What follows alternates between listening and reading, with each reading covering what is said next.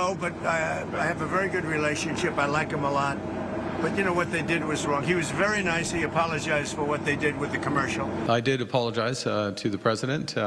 President was offended by the act, or by the ad rather, and it's not something I would have done, which is to put in place that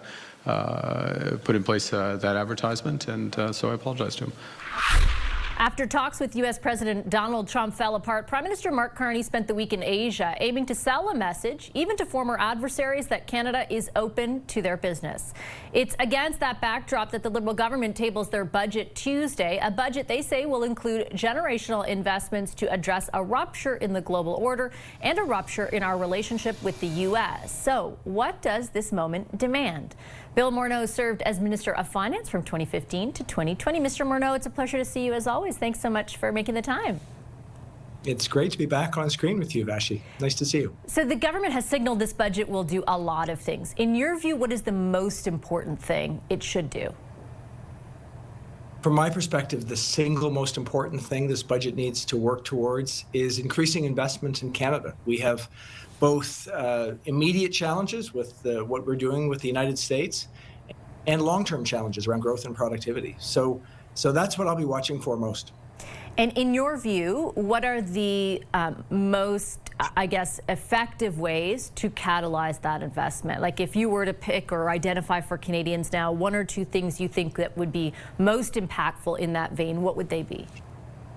Well, what I'm hoping to see is both an effort to catalyze private investment and government investments that can actually stimulate big projects. So what do I mean by that? I'd like to think that they're going to put some efforts around tax policy that will stimulate private investment. And then you'll know that when I was in the office, we introduced the Canada Infrastructure Bank.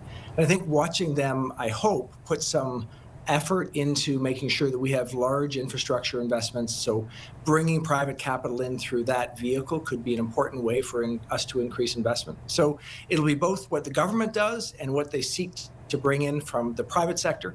And I think if you do those things, that starts the flywheel going to hopefully bringing international investors as well to Canada, because they'll see that there's opportunity. So a couple of things on that. The Canada Infrastructure Bank had some issues that I know you're familiar with, but beyond that, if I even look at the investment climate created by the uncertainty of what's going on with the United States. So not even the absence of a deal or all that, it's just the uncertainty that we're living in right now has obviously had an impact on the investment climate. How do you best counter that? Like, are you worried even if you put the measures in place that it'll be so much more difficult to catalyze investment than it would have been otherwise? Well, to me, you start with what government can do. I think the project office they've put in place, which is choosing some big projects that are close to being able to be put into place, is a really important starting point, because you want to get some money flowing, and then finding a way to incent that continuing investment is going to be critical. So, you know, the reality is it's a time for big thinking, because we've got fundamental challenges. The government needs to do three things at the same time. They need to calmly and coolly think about how we are going to deal with our partner in the United States, and we of course will continue to have a very significant relationship there. We need to be thinking about diversification in terms of exports, but also how we work with other countries. So trying to get investing into Canada, and then finally, obviously, investing in our country. So you're right, it's a more difficult environment than we've seen. It's certainly more challenging than we could have possibly imagined, but that's a time to make some big decisions, and that's what I'm looking for in this budget. On the incentivizing portion of all of that, I did want to ask you, I remember you played a big role in TMX. We're talking a lot more about conventional energy, certainly than we have been, and diversifying our exports there than we have been over the last few years. From a policy perspective, and we've touched on this before, but I'm wondering where you find yourself right now. There's a lot of policies that the previous government put in place around the emissions cap, for example, and you know, different climate policies, essentially, that the energy industry has identified as irritants. What would you like to see in that vein?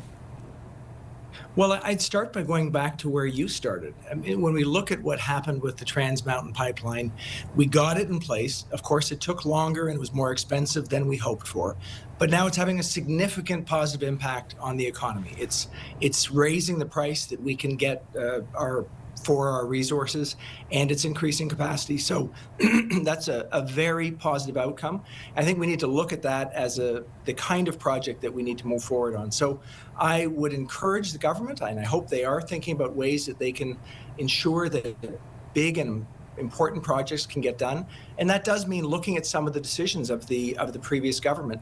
A lot of them that happened, after the time I left, around things like, the limitations on emissions, that I think need to be looked at with a fresh eye based on the very significant different environment we find ourselves in. I mean, the world is a more challenging place for everyone right now, but it's certainly more challenging for Canada. And we need to find a way to make use of what I would call our differential advantage. And that's what I'm hoping to see with the government.